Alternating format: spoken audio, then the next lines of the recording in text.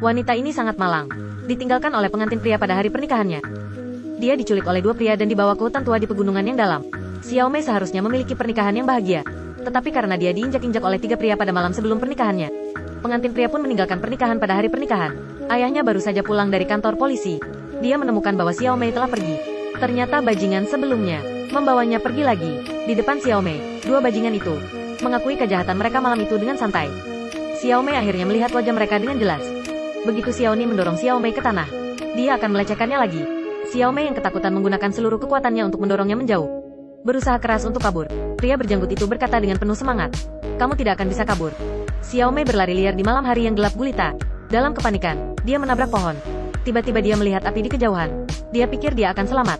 Dia bergegas berlari ke sana dan meminta bantuan pria itu. Tetapi pria itu pura-pura berpikir sejenak dan berkata, "Kamu adalah gadis di bioskop malam itu kan?" Tampak ekspresi putus ada di wajahnya. Baru saat itulah Xiao Mei menyadari. Dia baru saja keluar dari sarang serigala dan masuk ke mulut harimau lagi. Pria di depannya sekelompok dengan kedua pria itu. Dia pun kabur lagi dengan putus asa. Berlari ke jembatan.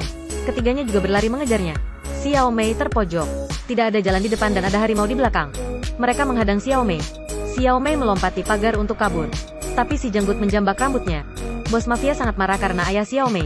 Lapor polisi. Dia memotong rambutnya dengan pisau. Xiao Mei jatuh ke sungai. Bos mafia mengangkat senjatanya dan menembakkan beberapa tembakan ke sungai. Betul sekali. Mereka hanya ingin membunuhnya untuk membungkamnya. Menyembunyikan kebajingan mereka, Xiao Mei perlahan tenggelam ke sungai. Di tengah malam ketika guntur dan kilat turun, seorang wanita berlumuran lumpur terbaring di tengah hujan. Jari-jarinya bergerak. Dia ditakdirkan untuk tidak mati. Ternyata, Xiao Mei yang jatuh ke sungai terbawa arus hanyut ke pantai. Keinginan yang kuat untuk bertahan hidup membuatnya perlahan merangkak ke sisi jalan. Tampak ada sekelompok lampu mobil mendekat di kejauhan. Dia melambaikan tangan dengan susah payah. Xiao Mei yang dikirim ke rumah sakit, dalam keadaan tak sadarkan diri. Muncullah gambaran ketika dia terintimidasi. Tubuhnya terus-menerus tampak seperti berusaha melawan sesuatu. Hati ayahnya terasa seperti tertancap ribuan jarum. Pada saat yang sama, ingin menyentuh tangan putrinya untuk memberinya kekuatan.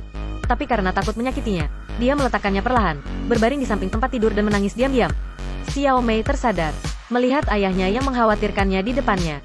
Air mata terluka mengalir tak terkendali. Pada saat yang sama, dia menghibur dirinya sendiri siang dan malam.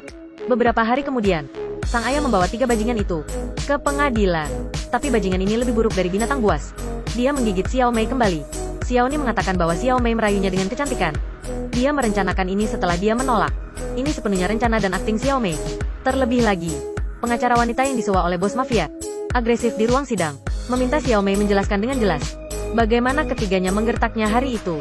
Dia terus menanyakan beberapa pertanyaan memalukan kepada Xiao Mei. Tujuannya jelas. Hanya ingin menempatkan Xiao Mei dalam ingatan yang menyakitkan itu lagi, agar dia bisa mengalahkan Xiao Mei secara mental terlebih dahulu. Xiao Mei benar-benar hancur dalam siksaan seperti itu. Kenangan seperti itu, sama saja dengan menempatkan dirinya diperkosa lagi. Di mata publik, ayahnya sudah menangis. Melihat putrinya dengan sedih, dia menghentikan pengacara. Dia tidak tahan bekas luka putri kesayangannya. Dibuka lagi di pengadilan. Dia bilang, "Kami tidak akan menuntut lagi.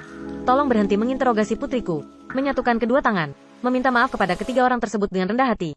Dan bilang bahwa dia akan mencabut gugatan tersebut. Bos mafia memegang tangan ayah itu, memperingatkannya, "Putrimu hanyalah sebuah mainan. Kedepannya, jangan biarkan dia keluar sendirian. Saya tidak bisa menjamin apa yang akan terjadi padanya." Kasus itu dibubarkan. Hidup Xiao Mei terus berlanjut. Dia berusaha keras untuk melupakan semua yang telah dideritanya. Dia pikir waktu akan menghapus semua kenangan buruk. Orang-orang perlahan akan lupa apa yang terjadi pada mereka. Tapi dia salah. Kebaikan manusia sulit untuk dibangunkan. Tetapi kejahatan ada di mana-mana. Pagi ini, ketika dia membuka pintu, pemandangan di depannya membawanya kembali ke ingatan yang memalukan itu.